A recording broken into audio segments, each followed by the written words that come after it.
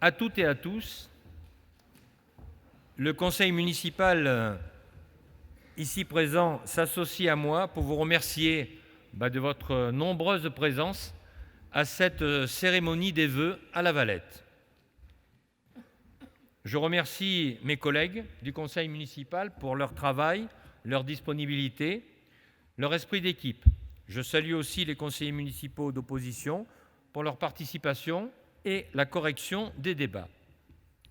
Et j'ai le plaisir ce soir d'avoir la présence de Jean-Louis Masson, président du conseil départemental du Var. Oui, vous pouvez l'applaudir, Mais après, ils sont nombreux, si on les applaudit tous. Monsieur Didier Brémond, président de la communauté d'agglomération Provence Verte, maire de Brignoles, premier vice-président du conseil départemental du Var. Monsieur Hervé Stassinos, maire du Pradé, conseiller régional, représentant Monsieur Renaud Muselier, président de la région Provence-Alpes-Côte d'Azur. Monsieur Jean-Pierre Girand, maire de Hyères-les-Palmiers, premier vice-président de la métropole. Monsieur André Garon, conseiller régional, président de la communauté de communes de la vallée du Gapot et maire de Solliès-Pont, mon cher André. Madame Manon Fortias, conseillère départementale du Var et mon binôme au département. Madame Valérie Rialan, conseillère départementale du Var. Madame Nathalie Janet, conseillère départementale. Alors, Monsieur Guillaume Descartes, au dernier moment, n'a pas pu venir, donc je l'excuse. Madame Arnaud Bille, elle est là, maire de la Garde. Monsieur Ange Musso, maire du Rovest, vice-président de la métropole. Monsieur Arnaud Latil, maire de Carqueiranne, vice-président de la métropole. Madame Anne-Marie Métal, première adjointe au maire de Lacros, qui représente Christian Simon, le maire de Lacros. Madame Grosso Delphine, accompagnée de Thierry Axoul, qui représente donc le maire d'Olioul, monsieur Robert Beneventi. Mesdames Sandrine Astier-Boucher et Magali Gini, adjointe au maire de la Farlette, qui représente Yves Palmieri. Colonel Guillaume Dine, commandant du groupement départemental de gendarmerie du Var à La Valette. Le colonel Loïc Lambert, du service départemental d'incendie et de secours du Var, qui représente le colonel Éric Groin. Monsieur Jean-Michel Ornus, commissaire divisionnaire, directeur départemental adjoint de la sécurité publique du Var. Monsieur Xavier Leroux, président de l'université de Toulon, de la Garde et de la Valette, puisque nous en avons aussi une petite partie chez nous. Madame Catherine Vaugin, inspectrice de l'éducation nationale. Monsieur Roland Rolfo, président de la Chambre des métiers et de l'artisanat du Var, à la Valette aussi d'ailleurs. Monsieur Olivier Cavallo, qui représente Monsieur Basile Gertis, président de la Chambre de commerce et d'industrie du Var. Madame Lucienne Roch, présidente du comité départemental olympique et sportif du Var. Nathalie Alexandre, dont on parlera tout à l'heure. Monsieur le curé, mesdames et messieurs les autorités civiles et militaires que je n'ai pas citées, mesdames et messieurs les présidents d'associations, et puis bien sûr, chères Valettoises et chers Valettois.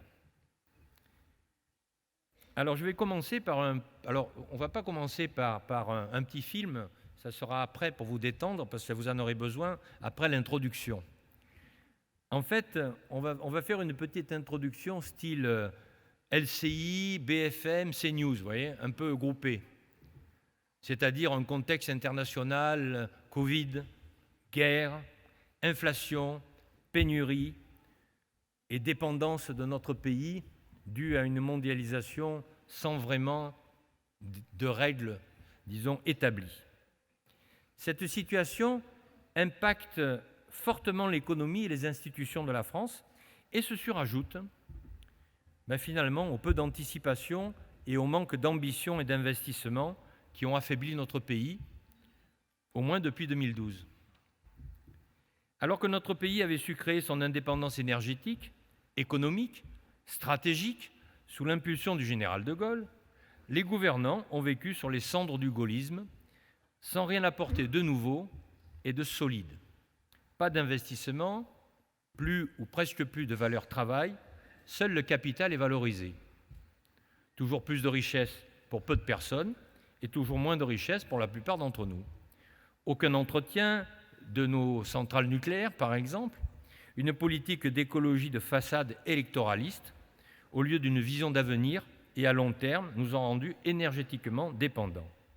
Aujourd'hui, nous devons faire des économies de chauffage et nous pourrions même, chère Nathalie, subir des délestages électriques, alors que hier, nous étions les premiers producteurs d'électricité d'Europe. Nous devons rouler dans des voitures électriques, sans savoir si nous pourrons les recharger, et qui ont une empreinte carbone certaine, car pour effacer l'empreinte carbone de la construction seulement d'un SUV électrique, il faut rouler 100 000 km, sans parler de la destination finale des batteries usagées. Que dire aussi des injonctions paradoxales de l'État, mon cher Jean-Pierre Girand, qui prône la zéro artificialisation nette des sols tout en imposant la construction des logements sociaux sous peine de pénalités majorées. 650 000 € pour la ville de La Valette, il faut le savoir. Et comme si tout cela ne suffisait pas, nous subissons le développement anarchique des réseaux sociaux, sans foi ni loi, l'individualisme forcené, la distorsion de la réalité, la perte de la valeur famille, les clivages intergénérationnels, qui sont d'ailleurs souvent exacerbés par des propos, quelquefois, que l'on entend, souvent des propos nationaux peu respectueux, comme les retraités qui vivent sur le dos des jeunes qui travaillent, ou qui ne travaillent pas d'ailleurs. Les méchants propriétaires qui sont des rentiers, donc il faut les surimposer. Notre vieille France, au passé riche d'hommes illustres et à l'histoire millénaire, ne doit pas voir son avenir s'assombrir. Il y a une phrase que tout le monde connaît, « gouverner, c'est prévoir ». Et ne rien prévoir, c'est courir à sa perte, a dit Émile de Girardin. Alors j'émets un vœu, puisque c'est le moment ou jamais, j'émets un vœu pour encourager nos dirigeants nationaux à prévoir, pour que nous puissions reprendre notre place dans le monde de demain. Ce contexte anxiogène et insécure aujourd'hui, et messieurs de la gendarmerie, de la police nationale et de la police municipale, que je salue aussi, vous le savez très bien, ceci entraîne de la violence verbale, physique, aucun respect de l'âge, de la fonction, du sexe et je dirais même du code de la route. Cela entraîne par voie de conséquence une perte de confiance envers les institutions et envers les élus de tous ordres. Et d'ailleurs, l'émergence du populisme et le désintéressement des urnes en sont le résultat que nous voyons aujourd'hui. Du coup, le maillon local que nous représentons devient encore plus nécessaire et interactif. Soyons résolument optimistes malgré tout, malgré tout ce qui a été dit, et à la lumière de notre travail et de notre engagement, nous allons vous proposer des résolutions objectives, réalistes, ambitieuses pour cette nouvelle année et plus, car rien ne se fait en un jour, rien ne se fait en une semaine, en un mois ou même en une année. Il faut du temps long pour que les réalisations puissent voir le jour et surtout puissent voir le jour de façon positive. Alors pour commencer, nous allons voir un petit film qui va retracer les moments festifs de l'année qui vient de s'écouler.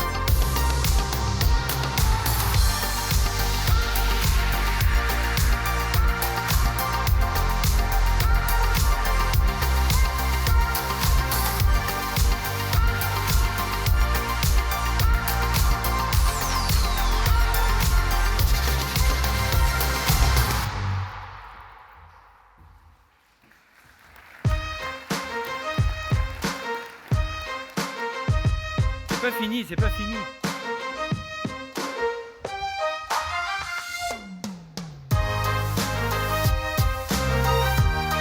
La fraise est la spécialité de la Valette.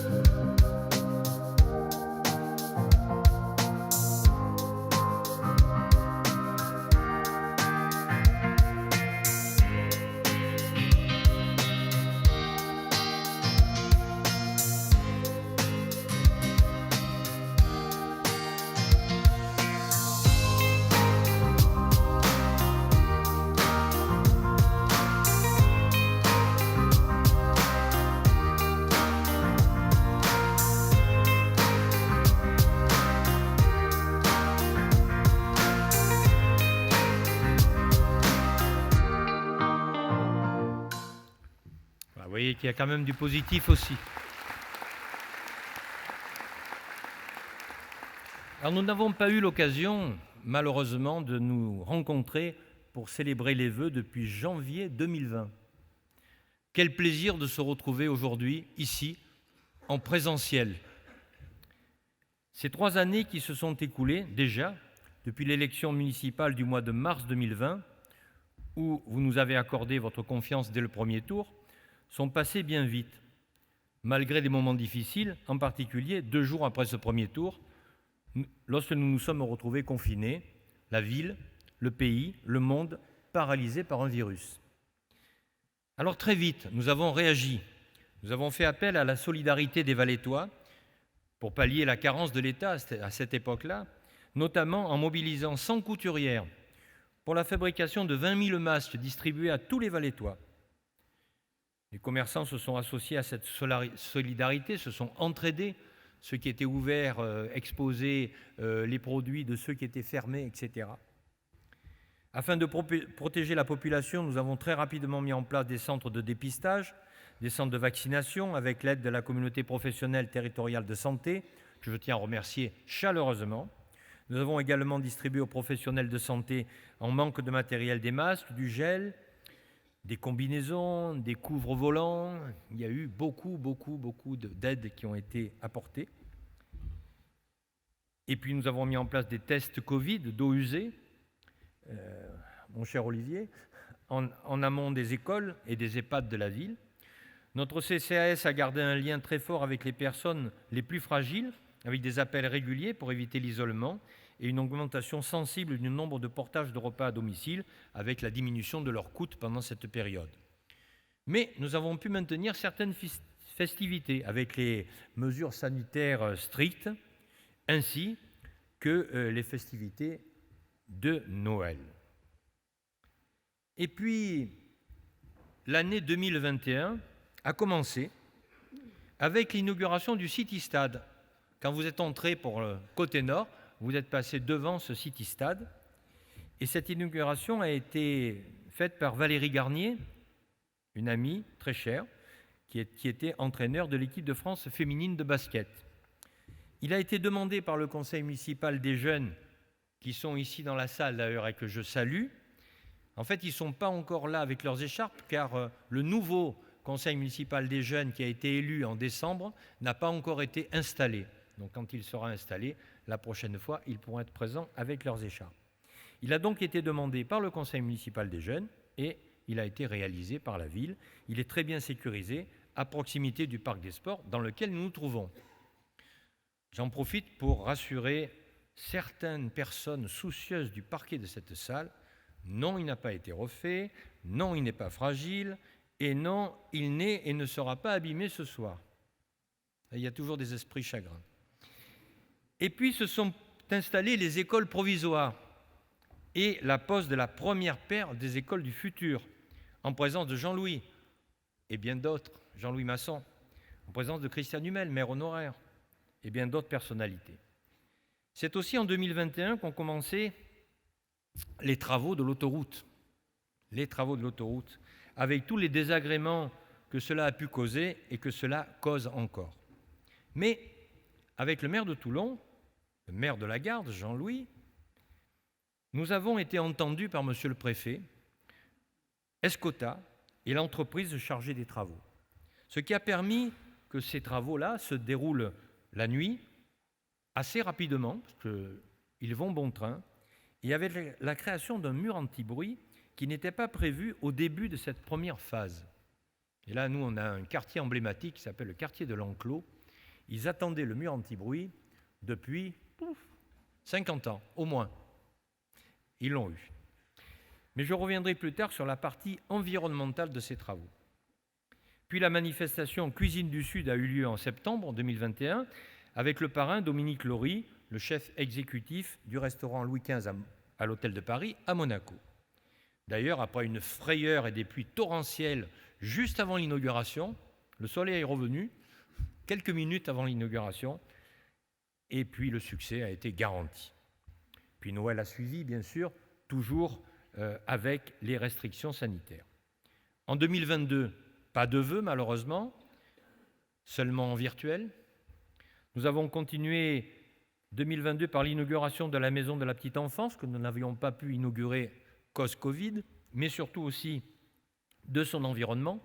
Vous voyez le petit enfant qui est sur les petits bio, ce ne sont pas des arbres que j'ai coupés, parce que ça aussi, ce sont des jeux sensoriels faits avec des bio d'arbres, c'est sûr, mais ce ne sont pas les troncs des arbres qui ont été coupés, je vous rassure. Et puis le retour des sourires, sans les masques, avec les guinguettes du vendredi, lors des festivités de l'été, avec du patrimoine, avec de la danse et avec des spectacles au rendez-vous. Et puis, le Var divin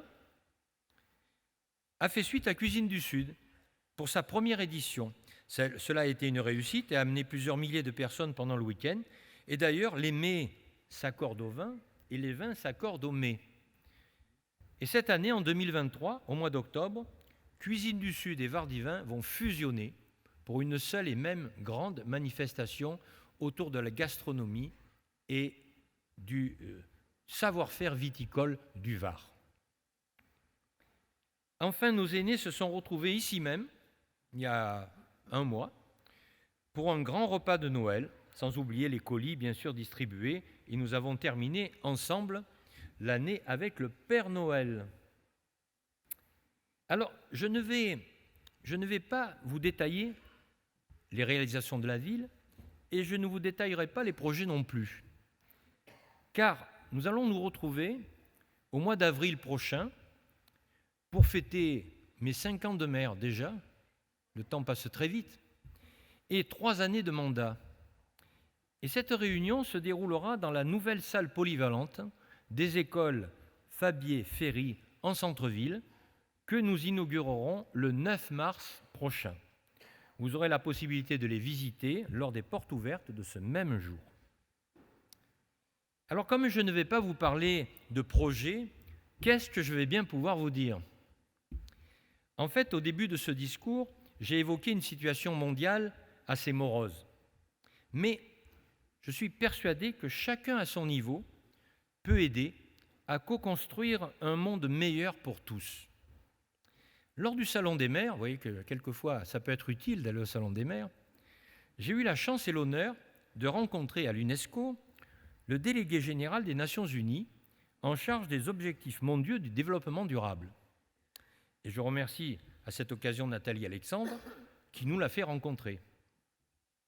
Ce programme peut se décliner et chacun d'entre nous peut apporter sa pierre à l'édifice et c'est la somme de toutes ces actions minimes, peut-être, qui nous permettra d'améliorer et de prévoir notre avenir commun. Il y a 17 objectifs ambitieux et nous allons les décliner à notre tour au niveau municipal. Pas de pauvreté. Alors le CCAS y travaille au quotidien par la distribution de plus de 600 colis de Noël, ce qui équivaut à 820 repas, par des multiples aides comme les chèques multiservices qui permettent de subvenir aux besoins quotidiens de nombreuses familles, Le personnel du CCAS administratif et les aides à domicile luttent quotidiennement contre l'isolement. Des aides financières pour les frais de garde sont allouées aux familles dans le besoin. Nos associations valétoises œuvrent aussi dans ce sens, Secours populaire, Secours catholique, Restos du Cœur et bien d'autres. Et elles peuvent compter sur notre soutien financier, logistique et près de locaux. J'en profite pour remercier tous les bénévoles qui apportent cette aide si précieuse pour lutter contre la pauvreté. Pour que chaque enfant de nos écoles puisse bénéficier de tous les services proposés, la cantine, les garderies périscolaires, les centres aérés, la ville a mis en place une nouvelle politique tarifaire. Les tarifs sont maintenant établis en fonction des ressources des familles, une diminution significative. À titre d'exemple, pour une famille à faible revenu, dont l'enfant fréquente toutes ces structures, c'est une économie de plus de 650 € par an et par enfant. Depuis de nombreuses années, la ville lutte aussi contre l'habitat indigne sur le territoire de la commune, en particulier dans le centre ancien. La faim zéro. Là aussi, notre CCAS est très engagé. Chaque semaine, ce sont plus de 700 repas qui sont distribués au domicile de nos aînés, ainsi qu'aux personnes en situation de handicap, à un prix qui est resté modique. Chaque année, les colis alimentaires et les bons alimentaires sont distribués. Les Restos du Cœur reçoivent régulièrement des familles dans le besoin et dans des locaux communaux. Lors de la manifestation Cuisine du Sud, les chefs avaient concocté des repas pour la maraude. Alors pour le Var-Divin, on a essayé de faire les choses différemment. Et plutôt que de distribuer des bouteilles de vin, ce qui aurait été malvenu, nous avons vendu des verres et la vente des verres estampillés Ville de la Valette sera donc reversée au profit des Restos du Cœur, du Secours populaire, du Secours catholique et d'une association ACM, qui est une association bien connue, valétoise et caritative. Et n'oublions pas que pour les revenus les plus faibles, le repas à la cantine est à 1,56 €, alors que le coût, encadrement compris, est à 10,56 €. C'est un effort que fait la commune et elle le fait bien volontiers. Bonne santé et bien-être. Comme je vous l'ai rappelé, lors de la pandémie, la ville a mis en œuvre des centres de dépistage, des centres de vaccination. Le CCAS met en place des journées de prévention et d'action de sensibilisation en partenariat avec la communauté professionnelle territoriale de santé du Var. Des ateliers sont proposés aussi sur les thèmes nutrition, équilibre, sommeil et mémoire. Nos plus jeunes sont aussi sensibilisés par des journées comme le parcours du cœur sur les maladies cardiovasculaires, ainsi que dans nos centres aérés par des actions de sensibilisation. La Ligue varoise de prévention, avec laquelle nous avons un partenariat, intervient régulièrement dans nos écoles élémentaires et collèges pour développer les actions de santé. Et puis, je salue le représentant que j'ai vu tout à l'heure, nous avons mis en place une mutuelle communale. C'est la mutuelle Juste qui a emporté ce marché et depuis octobre 2022, elle favorise un meilleur accès à la prévention, la santé et les soins en veillant au pouvoir d'achat des Valétois. Je ne vous donnerai pas les différences de prix entre cette mutuelle communale et les mutuelles classiques, mais elles sont conséquentes. Nous pouvons aussi compter sur les multiples associations sportives qui contribuent à la santé des Valétois. La ville compte plus de 5000 licenciés. Les actions de la ville ont contribué à la labellisation Ville active et sportive avec le niveau de laurier. Et je félicite le service des sports et mon adjoint Stéphane Champ, ici présent, il est de l'autre côté. Voilà. Éducation de qualité. Alors là, avec les écoles, Mme Vaugin, on peut difficilement faire plus, du moins pour les écoles qui sont reconstruites. Afin d'apporter à tous nos petits écoliers les meilleures conditions d'apprentissage, la ville construit et réhabilite 6 écoles sur 11 que compte la ville, avec une labellisation bâtiment durable méditerranéen argent pour les écoles du centre et bronze pour les écoles du sud. Les travaux des écoles du centre continuent en parallèle avec ceux des écoles du sud et la livraison de la deuxième partie des écoles du centre, puisque la première, je vous l'ai dit, se fera après les vacances de février, et la livraison des écoles du Sud se feront en septembre 2024. Nous n'oublions pas les autres écoles en continuant nos actions de modernisation, d'économie d'énergie et d'entretien. Nous avons aussi installé dans nos écoles élémentaires le socle numérique, des vidéoprojecteurs interactifs et des tablettes.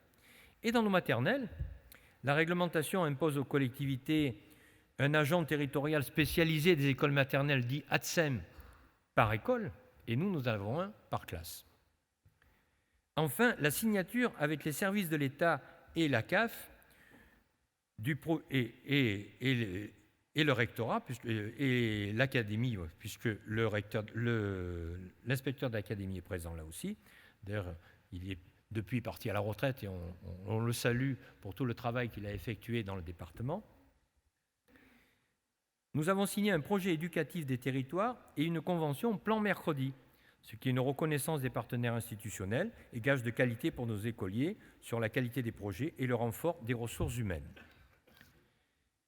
Alors sur le 5, égalité entre les sexes, ça, à part ce que nous pouvons faire au niveau des services et au sein du personnel de la mairie et des services annexes, où nous nous efforçons d'effacer les différences pour permettre à tous une équité de salaire, de carrière et de formation, n'est-ce pas Yves ?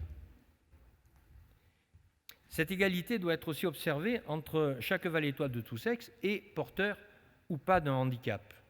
D'ailleurs, je vous en parlerai puisque nous avons sur la Valette un habitat inclusif unique sur le territoire local, pour l'instant, parce qu'il y en a d'autres en gestation.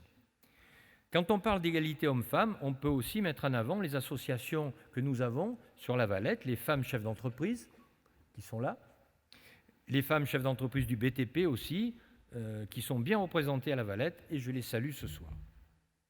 Alors, l'eau propre et l'assainissement. Eh bien, les caractéristiques du réseau de distribution d'eau potable de la ville, je vous rassure, sont excellentes. Et je suis désolé, mes chers collègues, mais nous sommes le meilleur élève à la Valette en matière de rendement de réseau, c'est-à-dire 93,7%, soit 6,3% seulement de pertes. Alors ça, c'est important, parce que quand on nous dit « faites attention, prenez qu'une douche par jour, etc. », là, c'est beaucoup plus d'une douche par jour. La moyenne nationale, c'est 70%. Si on considère les 30% de pertes, c'est comme si vous preniez 200 douches par jour. Hein. Donc, c'est là où il y a un gros travail qui a été fait. Et je remercie mon adjoint aussi, Bernard Roux, qui a travaillé, et l'installation de détecteurs de fuite et d'autres. Et je remercie aussi notre fermier, mon cher Olivier. Et puis de nombreux travaux qui permettent une eau potable plus pure, ainsi qu'un assainissement respectueux de l'assainissement. Non, respectueux de l'environnement. Je vous annonce simplement que le chemin du Fuméou, l'avenue Paul Valéry, Pablo Picasso, Victorin II verront un assainissement modernisé et la rénovation des canalisations d'eau potable, avenue de la 9e DIC, Victorin II, avenue de la Liberté. Enfin, une énergie propre d'un coût abordable. Il y a autour de 4500 points lumineux sur la ville et il y a en préparation une opération globale au niveau de la métropole pour passer tous les points lumineux en LED. Et là, je remercie le président de la métropole de cette action qui va nous aider, nous, les 12 villes de la métropole, dans justement cette modernisation et surtout les économies qui seront faites au niveau de l'éclairage public. Le passage à la technologie LED fait économiser 30% de la consommation et une lanterne moderne entraîne une réduction notable de la consommation énergétique. Alors, cette année, on en a beaucoup, puisqu'on le fait progressivement. Paul Valéry, Vieux Chemin de Sainte-Musse, boulevard Leclerc, avenue de Sainte-Claire, avenue des Frères Lumière, rond-point de la Bigue, avenue André Malraux, avenue Brossolette et avenue de Coupiane. Alors ça permet aussi un éclairage à LED de diminuer l'intensité à certaines heures de la nuit ou même d'éclairer une lanterne sur deux lorsque on peut le faire et qu'on n'est pas en milieu urbain ou qu'il n'y a pas une caméra de surveillance, par exemple. Ce qu'on ne peut pas faire avec les lanternes classiques. Et n'oublions pas les bornes de recharge pour les véhicules électriques. Il a été installé par le Similec-Var sur la ville de La Valette des bornes. Alors je ne vous donnerai pas toute la liste, mais avenue Guérin, Daudet, Entrevert, Bosco, Pagnol, les parkings de Gaulle et Jaurès qui sont en cours d'installation. Il est prévu une deuxième tranche d'installation dans les 3 années futures. Alors je dis pour certains, la place de parking pour recharger la voiture n'est pas un arrêt minute. Il y en a qui confondent un peu la place verte avec un arrêt minute, ce qui empêche ceux qui ont envie de recharger leur voiture de pouvoir s'arrêter. De plus, une étude d'installation de panneaux photovoltaïques sur les équipements communaux, notamment sur les nouvelles écoles, est programmée. Aujourd'hui, nous avons des champs de cellules sur l'école Paul Arène, sur le gymnase du Cossec, et nous avons lancé une étude d'opportunité sur l'école Giono, ainsi que sur les 2 écoles nouvelles dont je viens de vous parler, et sur les salles polyvalentes. Alors, le travail décent et la croissance économique. Nous avons sur le territoire de la Valette, la Garde, la Farlède, un énorme bassin d'emploi. Notre zone économique et commerciale est la plus grande de la région sud. Nous avons créé une mixité en implantant du logement au sein de la même zone, ce qui permet de travailler au plus près de son domicile. Sans oublier notre centre-ville avec 200 commerces dynamiques. Notre manager de centre-ville veille à la bonne santé de ces commerces de proximité qui sont les fleurons de notre cœur de ville. Chaque année, la matinale de l'emploi permet à des demandeurs d'emploi de se mettre en rapport direct avec les entreprises qui offrent des emplois. Nous avions plus de 500 emplois proposés l'année dernière, nous en aurons au moins autant cette année. Nous avons aussi, par une politique commune avec la CAF et l'État, stabilisé et pérennisé les postes d'animateurs qui ne sont plus des emplois précaires. Et nous avons fait ça avec la ville du Revest, mon cher Ange, pour justement travailler en commun sur ces emplois d'animateurs. Alors, industrie, innovation, infrastructure. Alors, nous avons peu d'industries à proprement parler. Nous en avons quelques-unes sur le territoire de la Fusille, mais nous avons peu d'industries sur le territoire de la commune. Nous avons néanmoins l'usine de traitement de l'eau potable de Toulon, sise à la Valette, et qui va subir des travaux de rénovation importants qui se dérouleront entre 2022 et 2025. Surtout au niveau des risques géotechniques, parce qu'elle produit de l'eau potable, mais comme le terrain est un peu glissant, si jamais elle tombe sur les valétois. Donc on va essayer de conforter tout cela, et on va y arriver bien sûr. Quant aux infrastructures, nous ne pouvons pas ne pas parler des travaux de l'autoroute une fois de plus, et la société Vinci Autoroute a réalisé de grands travaux. Tout d'abord, les panneaux anti-bruit au Clos des Oliviers, une voie verte, un rond-point d'accès au Clos des Oliviers, le rond-point de la Bigue, de l'avenue 11 novembre et des Fourches reconfigurés, le nouveau demi-pont des Fourches. D'ailleurs, l'ancien pont va tomber, je crois que c'est le 1er février ou le 2 février, je ne sais plus quel jour, le 11 février. Il y avait 2 fois 1, donc c'était ni 1 ni 2, c'était 11. Et la société donc, invite même à ce qu'on puisse assister à ce que au moment où le pont va tomber. Et la pose des panneaux anti-bruit, je vous l'ai dit, de part et d'autre de la 57, la requalification de l'avenue Paul-Éluard au sud, et un programme ambitieux de plantation et d'espaces verts, avec 600 sujets en plus du retour des 100 arbres monumentaux qui, eux, ont été conservés et stockés en pépinière. Alors, les inégalités réduites. Eh bien, les établissements publics sont accessibles aux personnes à mobilité réduite. Il y a encore des efforts à faire sur les trottoirs, sur toutes les voies que nous avons, mais nous nous y attelons. La ville a investi dans la mise en place d'un plan pluriannuel d'accessibilité. Et puis, par la construction de logements sociaux et pour actifs, nous permettons à tous de pouvoir trouver une habitation et par là même, nous répondons à la loi qui impose le droit au logement pour tous. Ne l'oublions pas. Avec modération, bien sûr, et surtout en étant conscient de la possibilité de chaque ville et de chaque possibilité qu'a chaque ville de construire. Valérie, elle avait les vœux de... Bien. Des projets d'inclusion sont proposés dans nos structures de la petite enfance. Et nous avons un habitat inclusif à La Valette, le Club des 6, que je salue, et qui permet à de jeunes adultes porteurs de handicap de vivre ensemble et de participer à la vie communale. Et nous allons continuer, puisque dans la feuille de route du département qui nous a été exposée ce matin par le président du département, Jean-Louis Masson, l'habitat inclusif pour les personnes âgées plus ou moins dépendantes et les porteurs de handicap seront une feuille de route de Var Habitat, entre autres. La ville permet aussi l'accès à la culture pour tous, c'est important pour les inégalités, au travers de ses infrastructures, médiathèques, cinéma, théâtre, espaces culturels Pierre Belle, et bien sûr, les nombreuses associations valétoises relaient la ville pour accueillir plus de Valétois et de Valétoises encore. Alors, ville et communauté durable. Là, on rentre dans le dur. L'éducation aux gestes durables commence tôt. C'est pour cela que la ville propose des ateliers WATI. Des ateliers qui sont un programme qui permet de sensibiliser les enfants aux économies d'énergie, de lutter contre le gaspillage de l'eau. Les enfants sont impliqués dans la lutte anti-gaspillage en se rendant dans les commissions de menu, pesant les déchets non consommés et assurant le tri des aliments. En partenariat avec le Cytomate, des composteurs sont mis à disposition dans les écoles. Nous sommes engagés dans un tri sélectif en porte-à-porte, un apport volontaire. La ville est équipée d'une déchetterie moderne et avec le seul compacteur électrique du département. Vous savez, on a un grand compacteur qui d'habitude est diesel, et celui-là, il se branche un peu comme un fer à repasser, vous voyez, et puis toute la journée, il compacte sans faire de bruit.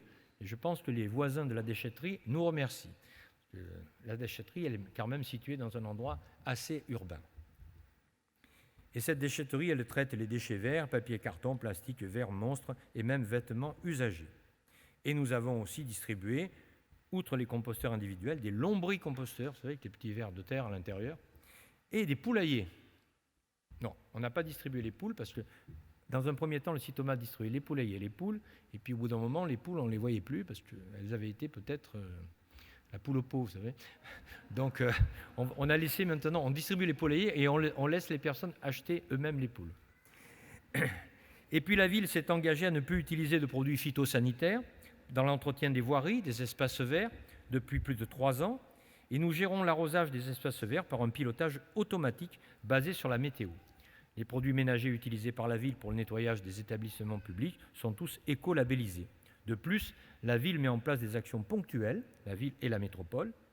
La métropole Coudon Propre, qui avait rassemblé dans la dernière édition plus de 400 personnes qui ont nettoyé le Coudon, même si on fait attention, il y a toujours des dépôts sauvages malheureusement, et des défis aussi par les enfants des écoles qui s'appellent Ma Ville Propre.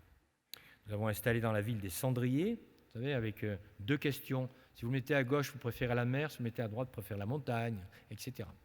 Eh bien, ce geste qui devient un peu ludique permet d'éviter d'avoir trop de mégots sur le sol. Et puis, pour l'obtention d'un permis de construire une maison individuelle, il est nécessaire de réserver le tiers de la surface non imperméabilisée, ce qui n'est pas négligeable. Alors, sur la consommation et production responsable, bien, écoutez, la création du marché des producteurs le samedi matin est appréciée par nos Valétois et d'autres, et permet aux producteurs de vendre en direct. Et je salue là le président des commerçants, Adrien Ligier, qui est là dans notre salle avec d'autres, et qui aussi est un des producteurs locaux, un apiculteur valétois qui est sur ce marché. Le syndicat intercommunal de restauration collective, cher Jean-Louis, cher Hervé, qui est notre syndicat qui produit, en particulier pour la Valette et la Garde, puisque nous sommes les fondateurs historiques de ce syndicat, et il produit tous les repas des écoliers, des personnes âgées, les portages de repas à domicile, les crèches, et pour les centres aérés du Pradé. Et là, la plupart des denrées alimentaires sont soit totalement bio pour les crèches, par exemple, et issues de producteurs locaux, la figue de Soliespont. On n'a pas encore la prune de Brignoles, mais ça va venir.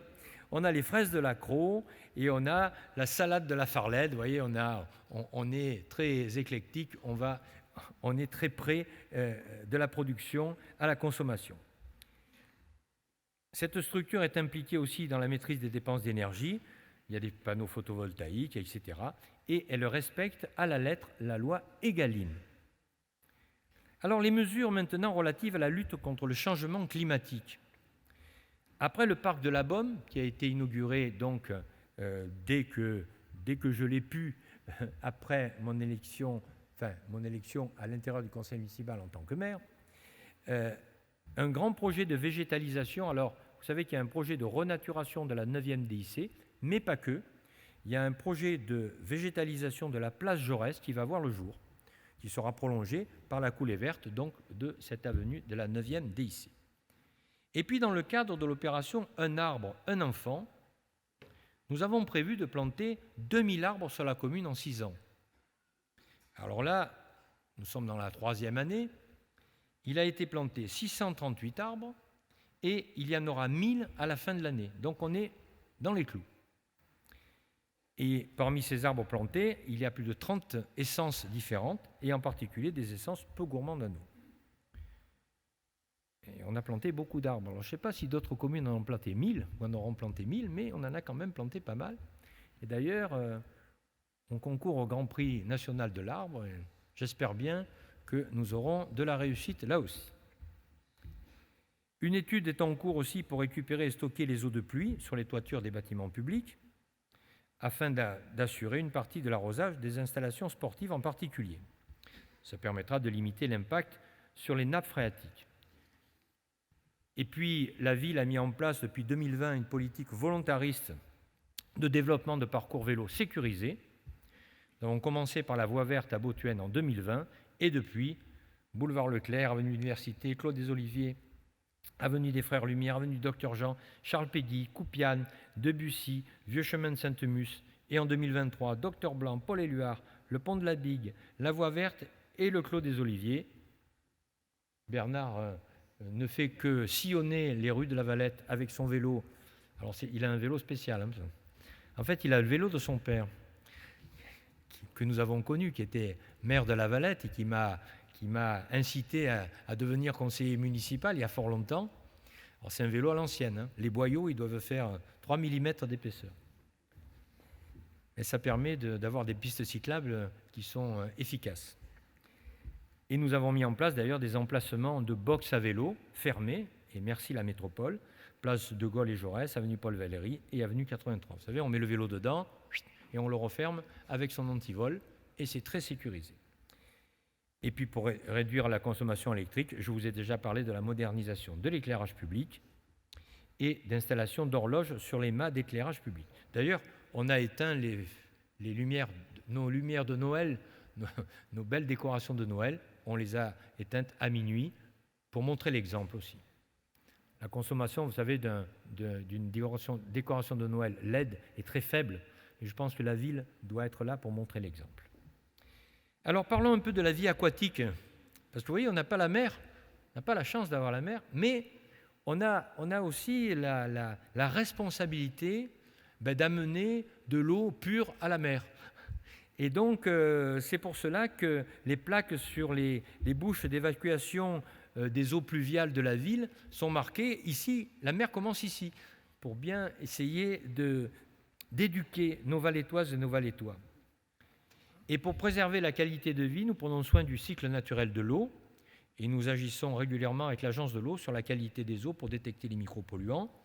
Et des fontaines du centre-ville jusqu'à la source protégée, qui s'appelle la Maille des eaux, nous préservons, avec l'aide du tissu associatif, et en particulier une association chère à mon cœur, puisque je l'ai créée en 1992, les Amis du Coudon, notre patrimoine et notre source de vie. Nous apprenons aux Valettois quel est le cycle de l'eau et nous les entraînons sur les sentiers du fil de l'eau.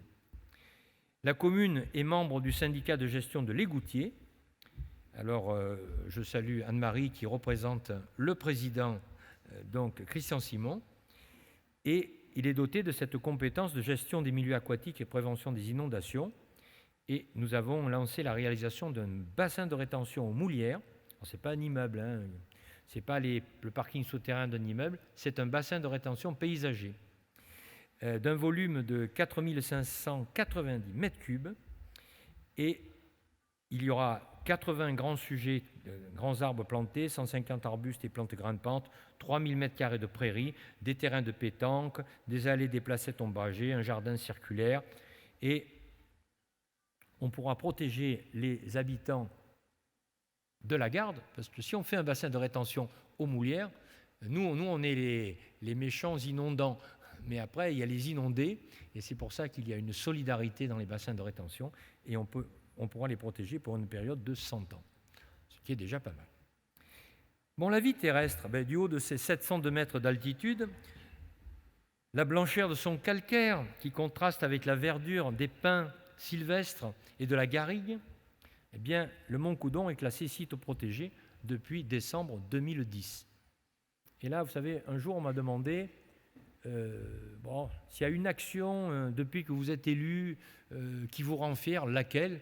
Eh bien, d'avoir pu faire classer le massif du Coudon, je pense que c'est l'action qui me rend fier et qui me rendra certainement fier encore longtemps.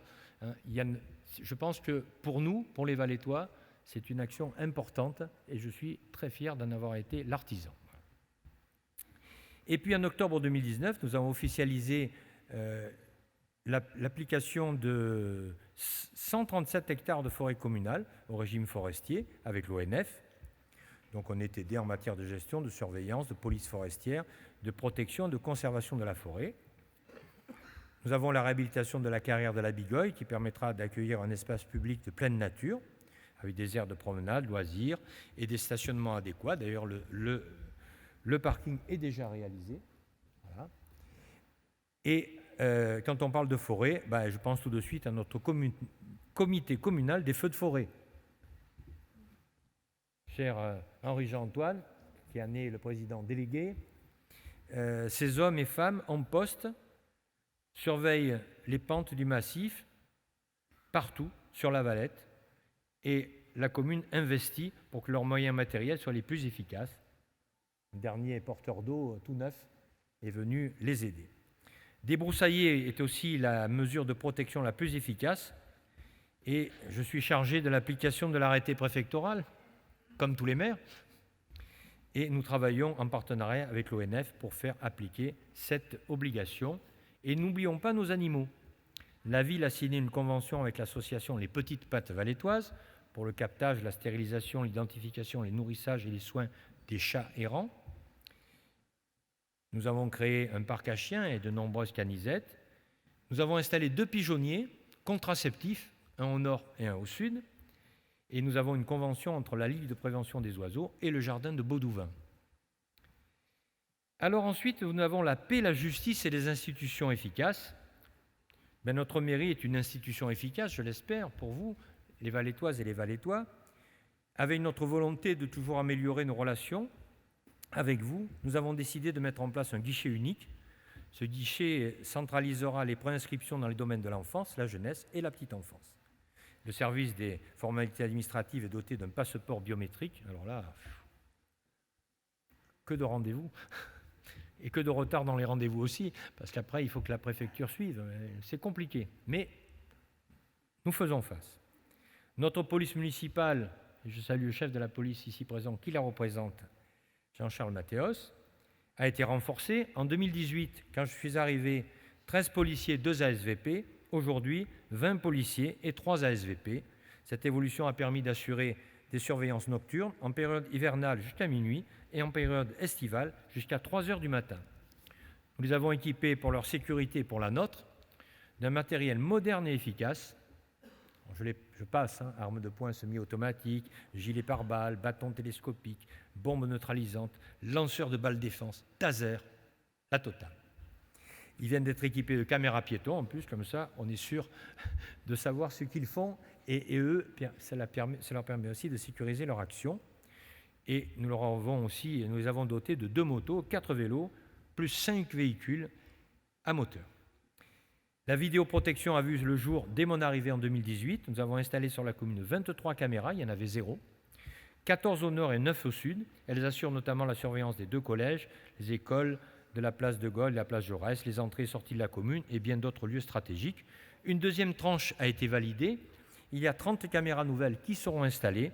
Les périmètres sont Touris, Les Moulières, Dupuis, Bautuenne, Lausanne, Amiral-Orozco, Giratoire-Soldani et bien d'autres. Chacun voudrait une caméra devant chez lui. Là, ça sera un peu plus compliqué. N'oublions pas l'application citoyenne qui permet à tous de signaler en un seul clic tous les actes de vandalisme, d'insécurité ou d'incivilité.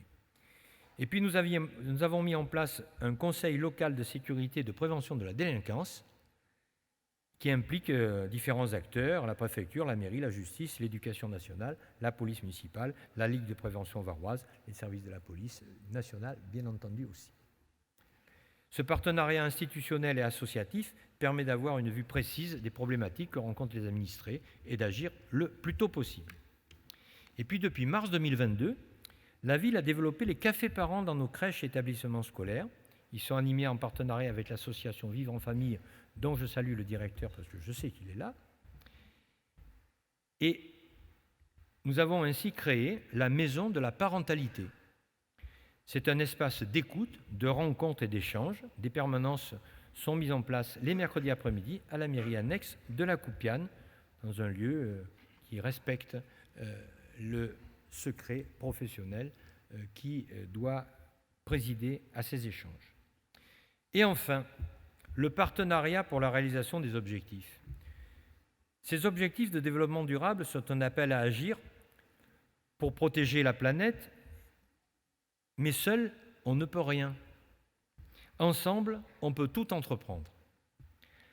La Valette est bien accompagnée dans ces projets. C'est pourquoi je tiens à remercier aujourd'hui l'Europe, l'État local, la région, le département, la métropole, mais aussi la caisse d'allocation familiale, les associations qui permettent toutes les subventions, la DRAC et j'en passe, toutes les subventions accordées pour la réalisation de nos projets. Et je tiens surtout à remercier nos associations. Je ne peux pas toutes les citer, il y a plus de 200 associations à La Valette, donc je les remercie. Je vois Louis Régnier, le Rodou Valettois, et en son nom, je remercie toutes les autres associations. Je remercie aussi le syndicat des gouttiers, les syndicats de restauration collective, le syndicat Citomate, le Siemélec, tous ces syndicats qui font aussi la force et l'union de nos villes.